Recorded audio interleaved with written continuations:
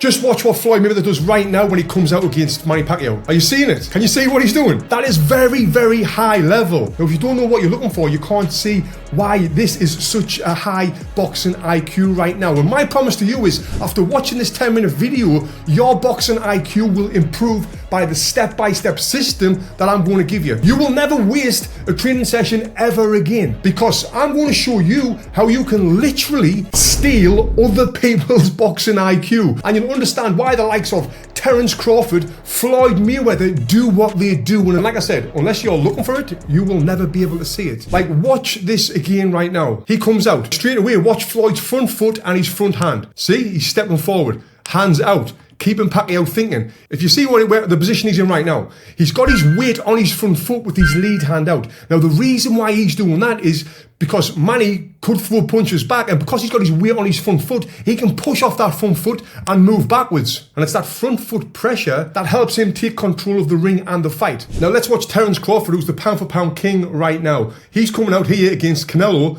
and look what he's doing. Same thing. Putting that front foot pressure on with the weight over the front foot. Now he's doing this so Canelo thinks he can hit him, and then when Canelo goes forward, he moves his feet back. Both Terrance and Floyd are consistently in the perfect range for their opponent, so when their opponent does throw something, they can either step back and throw the punch or lean back and throw that counter punch as well. Another thing Floyd does different to most people, what you can see right now, he's got that wide stance. And the reason he does this is so he can do the lean back and move faster. And this is something I was focusing on before I competed in the Olympics, which helped me have success there. And there's 3 things that you can do in your training to help you specifically improve your all-round boxing game. But before I tell you about them training methods, you need to understand the steps to improve your boxing IQ. Like I already spoke about, having that front foot positioning is key. And when I talk about your gym session later on, I'll tell you how to do that. And the other thing that high-level fighters do, what most people don't, is they know how to read punches, but they do this differently to most people, because they're not only thinking about the punch that you're going to throw at them, they actually are 2 or 3 or 4 steps ahead, knowing exactly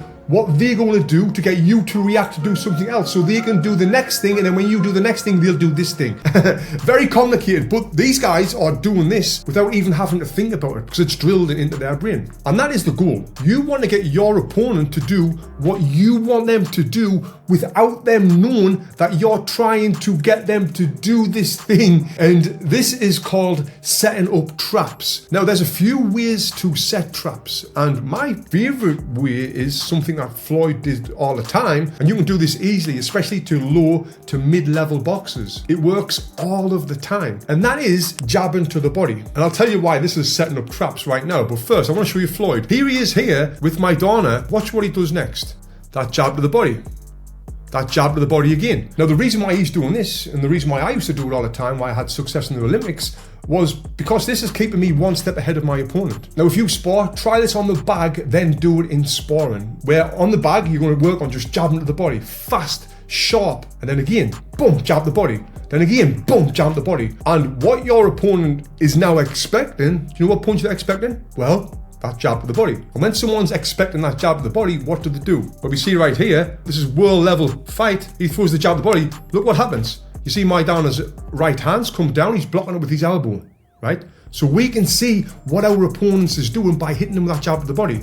Then we do it again, then we do it again, then we do it again. And we keep doing this until we decide, okay, now is the time. Then you'll throw a realistic feint. And then when you do that, your opponent, obviously he's thinking you're going to throw that jab to the body because you've been doing it so often. That hand comes down and boom, wide open for the left hook. And this is just one example of how you are setting up traps and being 1 step with your opponent. There is multiple different examples that you can do in shadowboxing, on the bags, in drills, that you can transfer that into the ring. That's really going to help improve your boxing IQ. And I added so many of these drills on my Boxing Footwork Academy. And Kevin, who did the academy, he sent me this message saying the biggest thing he learned from the Footwork program was how to stay 1 step ahead of his opponent. Now, for more details on that, you can scan here, or the link is below. Go to boxingfitness.com/footwork, and that sort of training will definitely improve your boxing IQ. But next, I want to tell you how to literally steal another fighter's boxing IQ. People have been doing this forever, stealing boxing IQs of other people.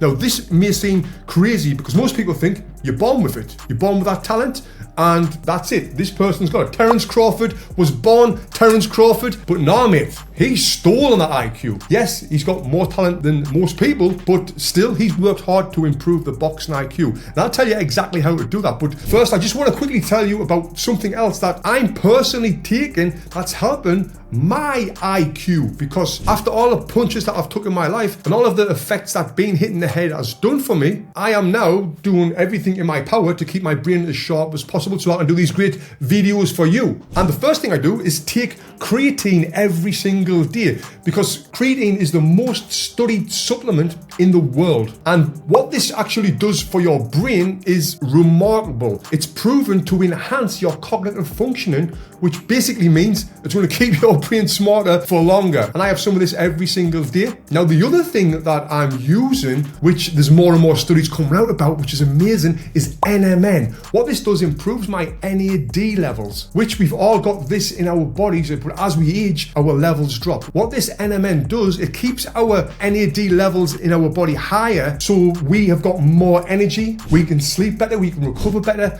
and so many more things. And I get mine from an unbelievable research company called DoNotAge.org. These are obsessed with helping people with longevity. Now, you do boxing, you will know that it's tough on your body. And if you're sparring, it's bloody tough on your brain. So if you put anything in your body to help recover, to help be better and perform sharper, you want to be using the best products on the market. And that's why I chose this company to work with. And I'm so happy that they're sponsoring this video. And if you want to get yourself some, you can scan here or go to DoNotAge.org, link is below, and use code BOXING and you'll save an extra 10% off. Now, how can you steal another fighter's boxing IQ? This is something I did training for the Olympics. I stole so many fighters' different boxing IQs, or different parts of their IQs. And it's something that top athletes in every single sport do this as well. Now, how I do this is by watching the very best fighters in the world in a certain way. And I'm going to show you how to do that. So when I watch fights to steal someone's IQ, like for example right now, I'm watching Canelo Alvarez, but I'm watching it in half the speed. Most people who watch fights just watch fights and they're like, oh yeah, that was really good, I loved how he did that, but they don't understand how they did that. So what I'm doing right now, watching this, is I'm looking at exactly what Canelo's doing right now. Now I can see he's got his hands high while he's putting that front foot pressure on his opponent right now, Daniel Jacobs. See, he's stepping forward with his hands high. Now, why is he doing this? Well, he's getting his foot in range, he's threatening his opponent, but he's got his hands really high so he can obviously defend punches. And he's keep going forward, he's getting his foot in range, moving his hands, keep watching his opponent's chest. And what he does here, boom, see what he did? He feinted. Now this is him being one step ahead. He's feinted and he's seen what Daniel Jacobs' reaction was. We watch that again. He feints the jab, the step, and then watch what his guy does in front. His hand comes out in front.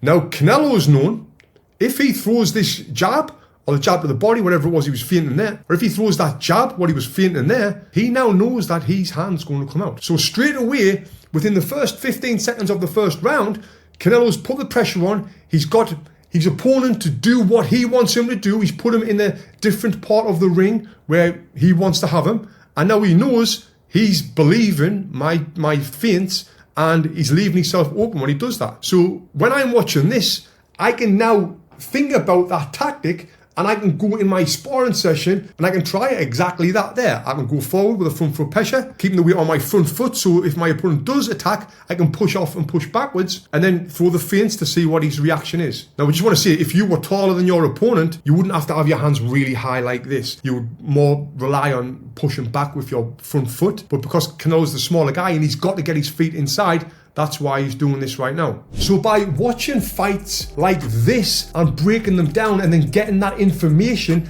trying it yourself. But the best thing to do is watch a fighter who has got your similar style. Like for me, I wouldn't really watch Canelo Alvarez as much because he's a shorter guy. I'm a taller guy. I would rather watch someone like Callum Smith or another top guy who's my style of fighting. Now, here's the thing to do in your training to improve your boxing IQ. You should use the I.D.E.A.L method. Now, real quick, what I.D.E.A.L stands for. The I is for identify. First thing you need to do is identify the mistakes that you're making so you can improve on them. After all, if you don't know what you need to be doing to improve, you'll never improve. And then once you've figured them out, the D in I.D.E.A.L stands for drill. You've got to be drilling out the bad habits in your boxing game, which we've all got bad habits. And when you've done this over what I recommend is 10 training sessions, working on the specific things you need to work on. And then it's time to evaluate and analyze, which is evaluate for the E, analyze for the A, yourself again. So making sure when you're identifying your mistakes, you go through everything in your boxing game and rating it out of 10. That's the best way